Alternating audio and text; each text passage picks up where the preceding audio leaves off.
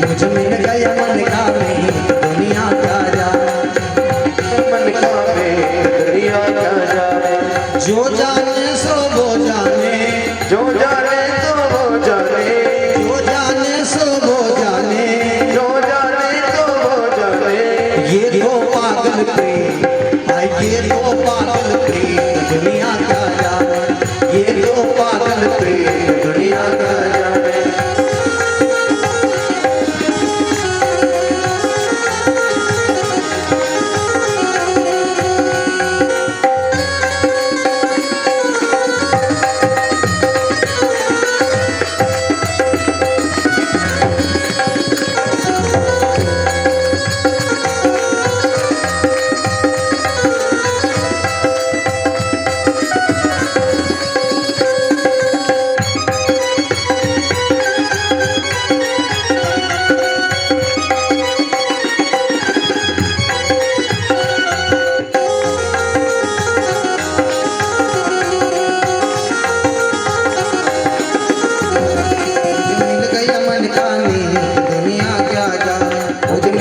मन का में दुनिया क्या।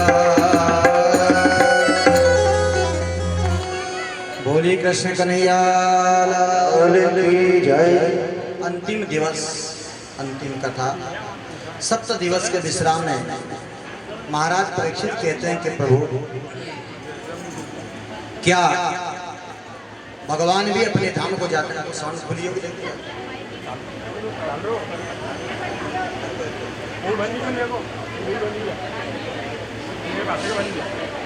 कैसे बनेगी बनेगी। भगवान कहते हैं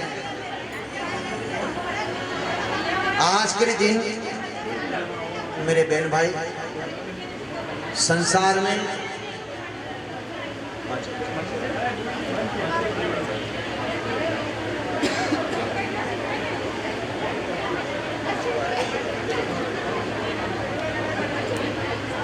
करियो। हाँ, प्रणव दिवस हवन तो हो गया था, अरे प्रणव तो बाकी आदि कथा का बोले वृंदावन बिहारी लाल। बेटो 5 मिनट का प्रसंग सुन लो, उसके बाद 5 मिनट। संसार में मेरे बहन भाई शास्त्र वेद पुराण संत महात्मा सब कहते हैं कि इंसान के पतन के कारण, इंसान के पतन के कुछ कारण है।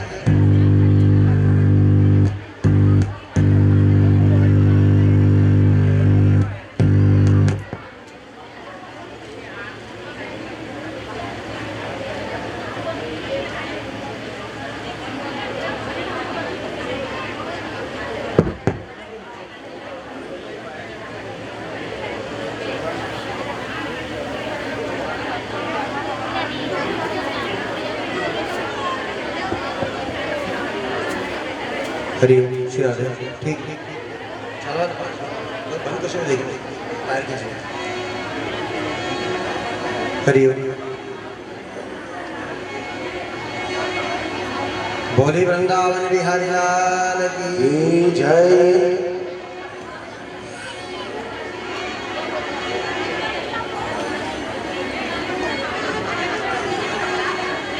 इंसान के पतन के मतलब इंसान के समाप्त होने के 4 कारण बताए आखिरी में। कहते हैं ध्यान देना, कुछ समझदार है तो उसको समझ लेना। स्पष्ट बात रखिए कि रूप यौवन संपत्ति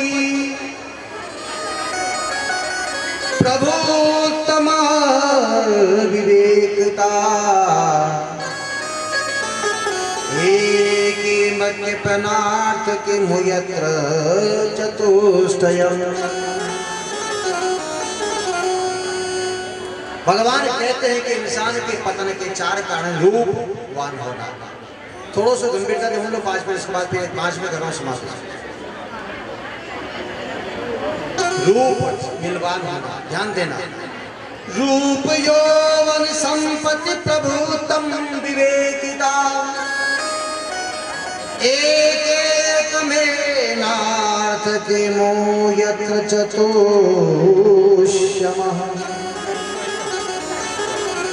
भगवान कहते हैं कि इंसान के पतन के 4 कारण होते हैं, इंसान के डूबने के 4 कारण होते हैं, पर उसमें भी विवेकवान होता है उसको कुछ नहीं होता है, और जिसका विवेक चला जाता है उसके ये 4 कारण पतन के हो जाते हैं। और यही भगवान कृष्ण के साथ हुआ, भगवान कृष्ण के साथ यही हुआ।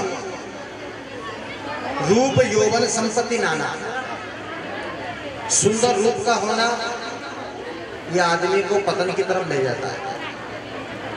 देखो, यौवन अवस्था होना, जवानी में भी आदमी पतन की ओर जाता है।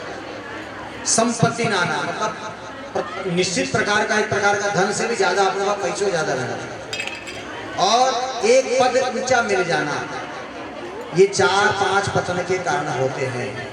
और जिसके पास विवेक होता है वो चारों मिलने के बाद में भी शान से संसार में जीता है। समझ जाए, रूपवान भी हो, बहुत सुंदर मिलना, सुंदर बनाया भगवान ने, तो हम समझो कहने के प्रभु की कृपा है। उनके अंडे विवेक लेना बहुत जरूरी है। यौवन, जवान हालत में आदमी जवानी में कभी नहीं फिसला तो जीवन में कभी नहीं फिसल सकता है। जवान, संपत्ति नाना, पैसों मिलो, खूब ज्यादा पैसों, और सही पैसा मिलने के बाद में बड़े बड़े लोग भी कई बार कहने लगते हैं कि महाराज जो होता है भगवत कृपा से होता है, हम और आप कुछ नहीं कर सकते हैं।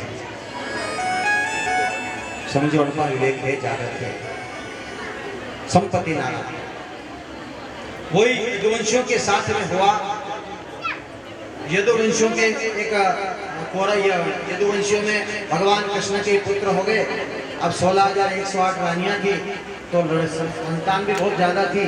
यदुवंशियों ने क्या किया, एक संत थे, संत महाराज, मतलब संत का ब्राह्मण का कभी अपमान नहीं होना चाहिए, और जिसके जमता है वो मानता नहीं है। पैसों भी मिलियो, पैसों भी महबूब है, पद भी बड़ो है, राजा का लड़का है, संपत्ति भी खूब है। अब उन्होंने विचार करियो, मन में सोचो कि ठीक है जगह ब्राह्मण नाटक करे, क्या करे। ब्राह्मणों से बहुत विरोध ब्राह्मणों को ज्यादा होता है, बात का ध्यान देना। ब्राह्मणों का विरोध करने वाले मिलते हैं, आज भी मिलते हैं, पहले भी मिलते रहेंगे। तुरंत विरोध करो। उन्होंने कहा कि महाराज आप नाटक करते हो, क्या कथा भागवत कुछ नहीं होता, आप क्या जानते हैं। तो यदुवंश में सांब नाम का उनके लड़का था, वो बिल्कुल स्त्री जैसा था। लुगेरी को बोलता अपनी भाषा में कहा, हिंदी भाषा को आपने खोरे जने के ना, तो दाढ़ी ना मूंछ, है ना, अपनी भाषा में उसको बोलते ना, तो दाढ़ी आती ना मूंछ आती, बाल उसके नहीं होते उसके, न तो दाढ़ी न मूंछ। वही आदमी ने सांब नाम था उसका, उसने अपने पेट के कपड़े लपेट लिए, स्त्री का वेश बना लिया, नाली वाली लगा दी, छोटी बाल बड़े थे छोटी बना ली, आंखों में काजल लगा लिया, नाक में नथ पहन ली, कान में बालियां पहन ली, लिपस्टिक वगैरह लगा लिया, स्त्री का भेष बना लिया, कपड़े स्त्री के पहन लिए, पेट पे कपड़ा बांध लिए, और जाकर के और दुर्वासा ऋषि के सामने खड़े हो जाए। महाराज हमारी भाभी जी है, माँ के साथ माँ की भाभी जी है, आना भाभी जी के पेट में लड़कों के लड़की, आप बताइए। संत का अपमान किया, दुर्वासा को क्रोध आया, संत ने कहा कि मूर्खों, तुम यदुवंश बहुत उत्पात मचा रहे हो, तुम उत्पात मचा रहे हो, संतों को ब्राह्मणों को चैन से जीने नहीं देते हो, सबकी मजाक करते हो। हमने कहा ऐसे बाबा जी बहुत देखे, दाढ़ी बाड़ी जटा बढ़ाने से बाबा जी बनते हैं क्या, बताओ क्या है हमारे पेट में। मतलब ऐसा कहते हैं कि भागवत में एक श्लोक है, 567 पेज पे उसका श्लोक पूरा के, इतना उनका अपमान कर दिया नहीं, वही अपमान के कारण वरना संत को क्रोध आ गया, कभी किसी का मत दुखाओ। क्योंकि संत जन भी कहते हैं कि दुखी आवाज की आत्मा अभिशाप बन जाती है, और सुखी इंसान की आवाज आशीर्वाद बनती है।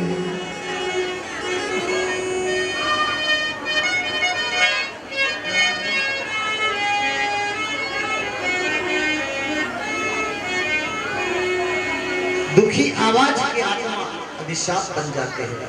और सुखी आत्मा की आवाज आशीर्वाद बन जाती है। महाराज दुखी हो गए यदुवंशियों से और उन्होंने श्राप दे दिया कि मूर्खों, तुम्हारे जो तुम भाभी जी सास में बना करके लाए, ये तुम्हारी भाभी नहीं है, ये तुम्हारे कुल का पुत्र है, सांब नाम है इसका, तुम स्त्री बना करके आए हो और इसका पेट में न तो लड़का होगा न लड़की होगी, इसके गर्भ से एक मूसल पैदा होगा, एक गर्भ से मूसल पैदा होगा और जैसे ही मूसल पैदा होगा वही तुम्हारे कुल का नाश,